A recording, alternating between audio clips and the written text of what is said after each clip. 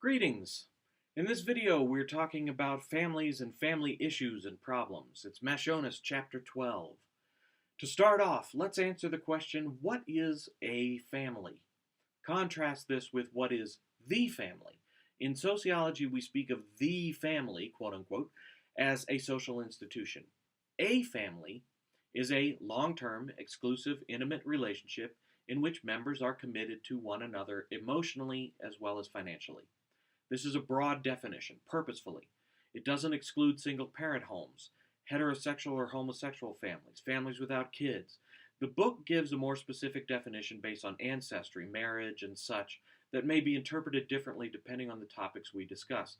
So just be aware of what Macionis says a family is. We can use both his definition and mine for discussion. They're not too far off from one another. Next, what are some varieties of families? Heterosexual marriages, a hot topic in sociology, is power inequality in these relationships. According to many states' marriage contracts, the father's name goes to the children. The father decides where the family will live, etc. There's a division of labor in the home. Traditionally, the father works in the paid labor force, and the mother tends to the home and the children. Is this a fair split? Consider that only about 7% of homes fall into the traditional framework now, whereas about 68% of married women with children are working outside the home. However, women still perform most of these homemaking tasks. Thus, they work the so-called second shift, which is the title of a great book on this subject by Arlie Hochschild from 1989. Furthermore, though men are doing more work around the house than in the past, the type of work is still gender segregated. Women attend to daily chores of child rearing, cooking, and cleaning. Men attend to the bigger projects like fixing things around the house, landscaping projects, etc. So there's a big split in the workload around the house, which still puts most of the day-to-day burden on women. Another variety of families is the single-parent family. These have increased from 11.9% in 1970 to 27.4% in 1993 to about 28% in 2012. Now, a lesson in how to manipulate statistics. These figures are based on the percent of single-parent families among families with children. If you take into account all families, regardless of whether they have children, then the percentages were about 5% in 1970, up to 9% in 1993, and just slightly more than 9% in 2012.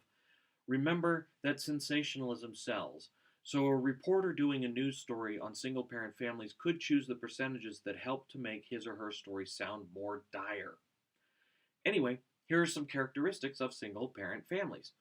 Among women, there is a bimodal distribution based on class.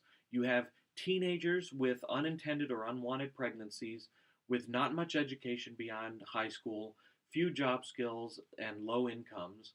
And then you have well-educated, highly employable, and financially secure women in the middle and upper middle classes.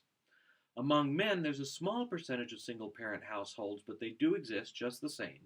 Male-headed single-parent families are usually middle-class, well-educated, and financially secure.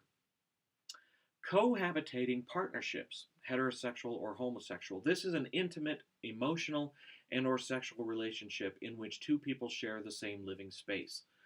Cohabitation is a little more difficult to define than traditional marriage. It usually does not have specific recorded start and end dates, ceremonies, or legal documentation. Generally, though, sociologists and demographers have found that about 8.5% of adults live in cohabitating partnerships. So this is a topic to keep an eye on, as many states debate the merits or pitfalls of gay marriage, formally sanctioned by the state. A number have nonetheless passed domestic partnership laws affording cohabitating partnerships, whether heterosexual or homosexual, many of the same legal rights as married couples. For instance, the right to list each other as dependents for health insurance, to be listed as beneficiaries on life insurance policies, the right to file joint income tax returns, and so on. How has reproductive freedom changed over the years? First, a note about sexuality, a challenge to your brains, perhaps. Sexuality is much more diverse than merely homo, hetero, and bisexual. Whether you choose to admit it or not, Whether you've repressed it or not, every one of us has had or will have feelings for both sexes at one time or another during our lives. Human sexuality falls along a spectrum from heterosexual at one end to homosexual at the other. So your sexual orientation is merely the degree to which you fall towards one or the other end of this spectrum. Okay, who's having sex? The Centers for Disease Control and Prevention regularly administers the Youth Risk Behavior Surveillance System, a survey of high school aged youths across the entire U.S., covering topics ranging from sex to drug use to violent behavior, etc. In short, about one-third of all males and females under 18 report being sexually active during at least the 3-month period prior to when each survey is administered. By age 19, 89% of females and 92% of males have had sexual intercourse. But keep in mind that many of these statistics about sex or drinking or drug use, the vices, are self-reported and can be skewed. Sexual activity, we expect, is often skewed a bit higher in high school because of what? Peer pressure.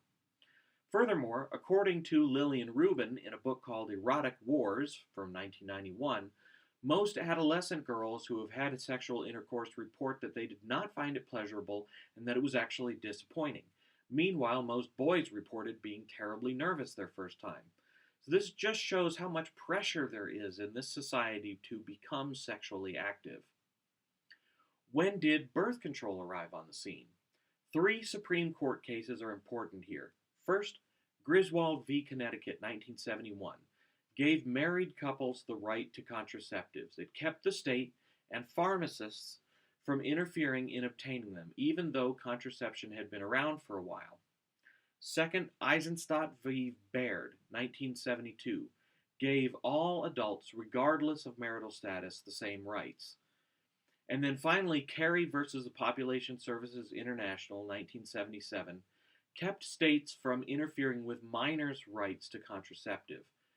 Now, prior to these cases, contraceptives were usually sold only behind the pharmacy counter, and pharmacists, with wide variations in their beliefs about premarital sex, could discriminate as to whom they would allow to buy contraceptives. You can now find contraceptives in pharmacies, grocery stores, and convenience stores thanks to these 3 court cases. Let's take a quick look at the specifics of abortion legalities. Roe v. Wade, 1973, set 3 stages of abortion legalities. The first trimester, women have complete right to decide. The second trimester involves more health risks to women, so the state may impose restrictions.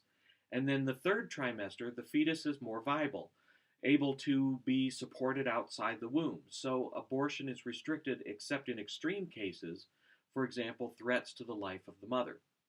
Now, the National Right to Life Committee, Operation Rescue, these have religious objections to abortion to make it dangerous or even to talk to someone about having one. They have decreased the number of abortion providers in the U.S. It's now a federal offense to attack clinics, their doctors, or their parents. But in a Supreme Court decision in 1997, the court stated it was not illegal to protest and harass outside clinics. What do we see as causes of domestic violence? Shifting gears here for a minute, which exists both in heterosexual and homosexual relationships. Stereotypes about social class and race. The stereotype is that most domestic violence occurs in the lower class and or among minority couples. Research indicates that this is just not true. Violence occurs among all social strata. There are stereotypes about alcohol and drug use. Research shows that most batterers are not alcoholics or drug addicts.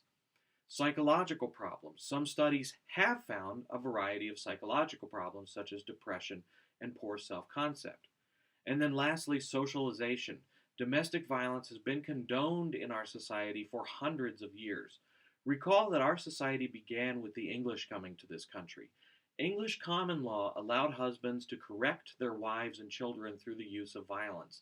The rule of thumb comes from an old behavior in English common law that a man was permitted to beat his wife and his children into submission as long as he used a stick no larger than the width of his thumb.